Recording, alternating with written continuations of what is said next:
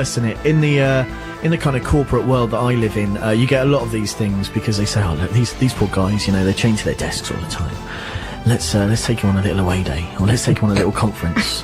Let's get a motivational speaker. Let's get a swimmer with one leg who's won a medal at the Paralympics to talk to them about how great working at a bank is." yeah, absolutely. And it is weird because it affects people in different ways. I just sit there and sneer for the whole event, and just try not to just pull flesh off of my hand while I'm sitting there. But other people get really excited by it and walk out of these meetings so full of adrenaline, and they just want to phone up our clients and say what a great bank we work for. Yeah. But it just that lasts about 10 minutes. Yeah, and then everyone kind of repairs to the bar, and you got to talk to people you don't really know, and that's the other thing. I'd rather just go and sit in my room, crying. Yeah, no, I know what you mean. But Rufus, I imagine it's all very different for you. It is, Steve. I'm a huge fan of rules, and rules make games fun, as we all know. And also, you've got 15 guys with nothing structured to do between 2 o'clock and the dinner reservation at 9. Yeah. It's going to get messy. All they're going to do is sit down and drink. Talk, they'll be drunk chat, by 7. have fun. What's wrong with that? Well, it's fine. I just think if there's not nearly enough attention being paid to me in that context. Sure.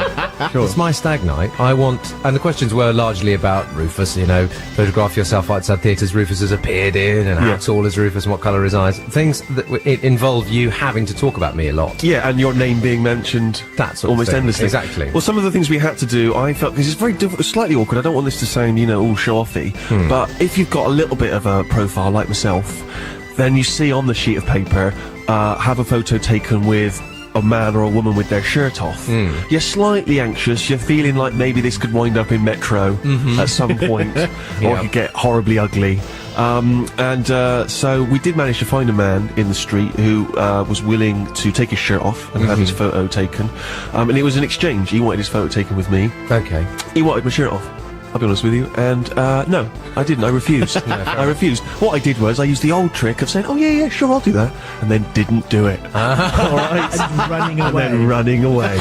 But for instance, finding a pair of high heels to try on again while everyone else was wandering around in the sex shops of Soho. I was very conspicuously lingering around outside, which in itself looked suspicious and a bit creepy. Spotted on his own, lurking outside of shifty erotics. Yeah. Waiting for the crowds to die down. Exactly.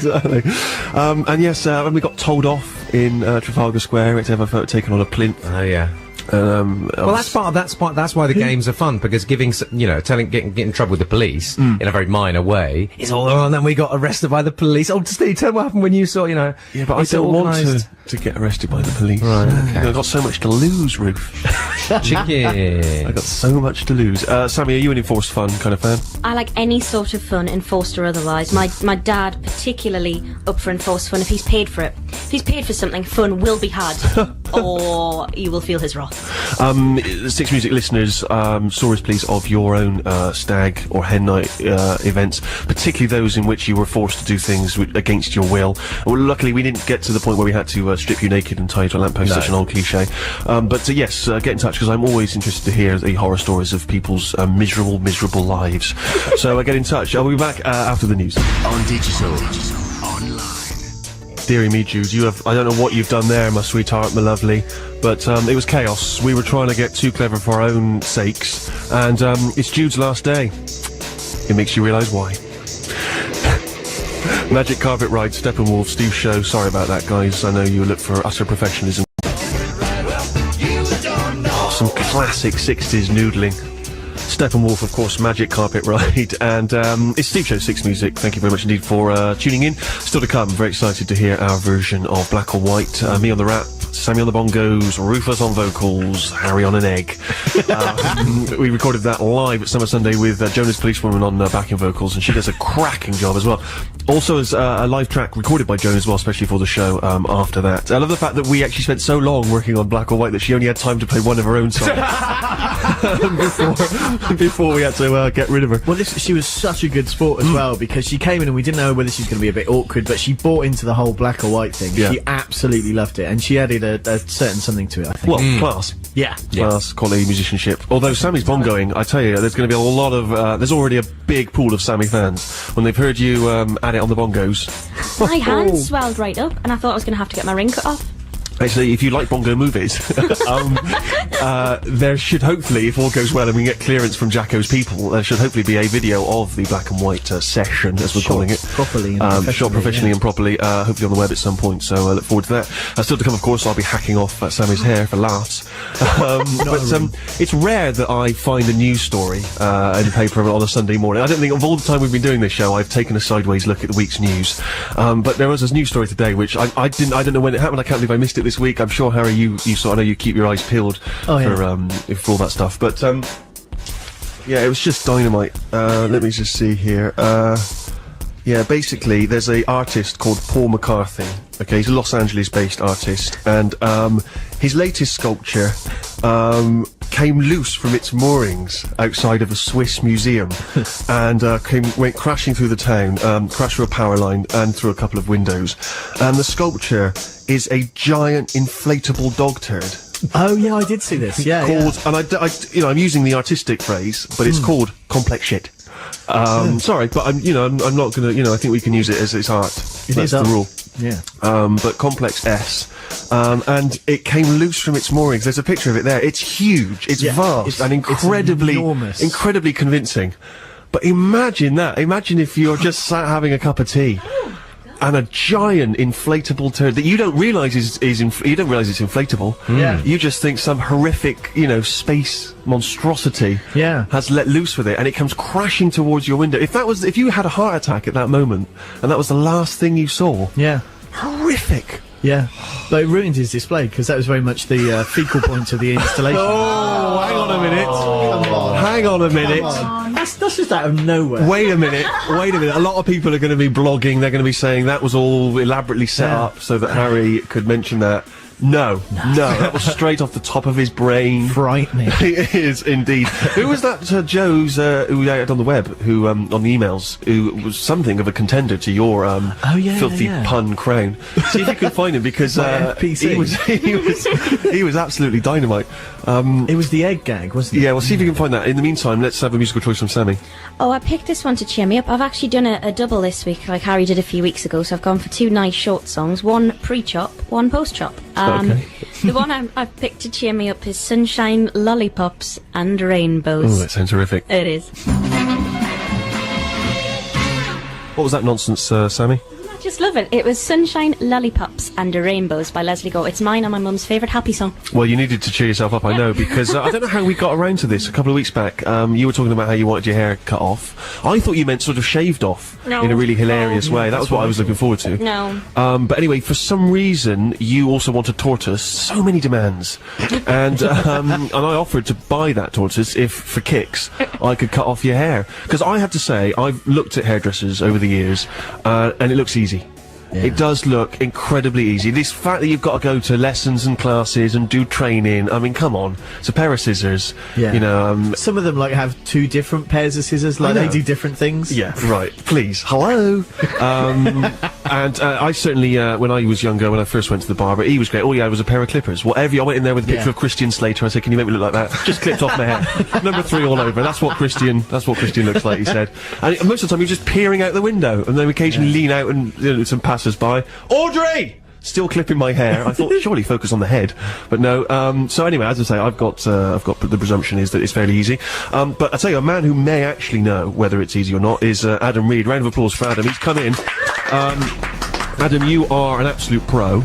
I am. You have cut the hair of some pretty big names, am I right in saying? I have, yeah. And I work with quite a few on a regular basis, which is good. So they come back, so they're obviously pleased with the job. Yes. And so what kind of names, can you mention the sort of names? Yeah. I've worked with Madonna, Uma Thurman, I do know Gallagher, Sophie Dahl. Right. Agnes Dean, so quite a few different people. Agnes Dean, very much the haircut of the moment, as I understand. Very much. I unfortunately didn't do that, she had that done in New York, but I work with her when she's over in London. Sure, yeah. So you're trying to take glory there for something which is not strictly yours. But no, it's amazing to me, isn't it? It's always amazing how sort of certain haircuts become voguish. I mean, famously the Jennifer Aniston one. Absolutely. In the early days. Do you remember that period? Were you working then? Was there suddenly a craze, or is that something that kind of is hyped up by the likes of no, magazine? Definitely. Everybody, if somebody has a cool haircut, everybody wants it. Yeah. I know the most recent probably was Victoria Beckham's Do. Right. a little pob, which I didn't like personally, but Yeah. that was the popular one, and we had hundreds of people wanting that. So yeah, they do, and anything in a magazine people are going to want. And why is it that sort of hairstyles? I mean, what kind of governs the certain vogue for things? Is it? I mean, is there sort of in the same way that there's fashion shows presumably every year, and the latest trends are sort of set by the top level designers? Is that also true in the world of hair? Are you and Nikki Clark, coming up with something interesting in the lab? We definitely And then we watching try to come up with something different. So it always pretty much comes from something that you've seen in the past. So the Yeah. bob obviously was a 60s haircut, and there are always takes on that. But we do try to come up with different things, and then it is pretty much based around celebrity. Yeah. So from a hairdresser's point of view, if you're lucky enough to do a haircut on a celebrity that then comes in vogue, you're going to make yourself a bit of money, which is good. How many times have people come in and ask for the Steve Merchant? Oh, all the time. Is it getting pretty We're crazy just out there? around the corner, so we get them in all the time. They're queuing. It's getting pretty berserk, I imagine. Yeah, it's I can well mental. imagine. I've realised my hair is slightly thinning now, so I'm actually you'll notice I'm sort of sweeping it forward so that when I do actually go bald and I have the comb over, I'll just be like, well, I've always had the comb over. I'm not bald at all. No, I've had that since I was 33. What are you talking about? I know. It's quite. It's a long game I'm playing. But as I say, I presumed it to be fairly straightforward cutting someone's hair. Are you going to tell me now it's not as easy as I thought? I'm quite offended by your first comment. to be Okay, honest. all right, okay. But yeah, it's not easy at all, and I've probably got about 12 pairs of scissors in there. 12? So, Wow. they are tools of our trade. It isn't easy at all. So I'm hoping you're going to make her look quite pretty after. Well, I mean, I can't make her any prettier than she already is. Of course, she's already a beautiful lady, but certainly I feel, give you something a little bit funkier. What sort of look, Sammy, are you going for? What would you like I've the hair got to it look on like? my phone. Rufus, could you, using your benefit of language, could you summarise for people who don't know what Sammy's hair is like currently? It's a beautiful, beautiful colour. First of all, it's a very clean, beautiful kind of ash blonde, kind of honeyed colour. She's got a fringe which goes up and down depending on the season, but at the moment is just kind of covering her eyes. Yes, it comes down to about halfway down her back.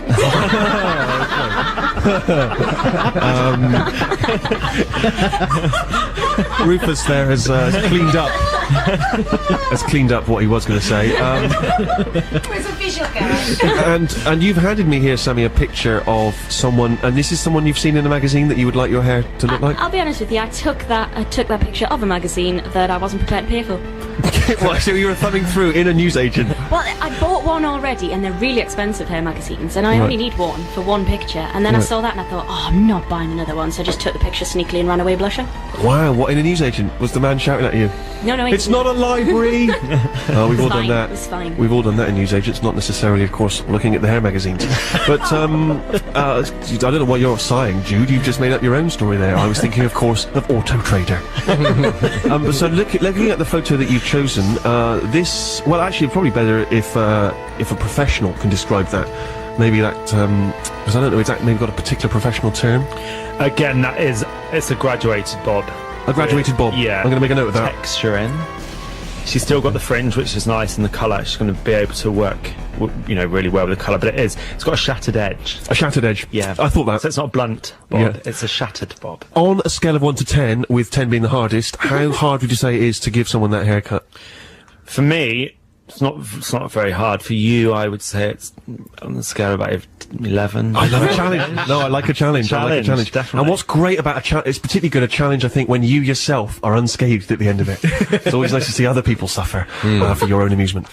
We will get chopping after we've heard from Pavement.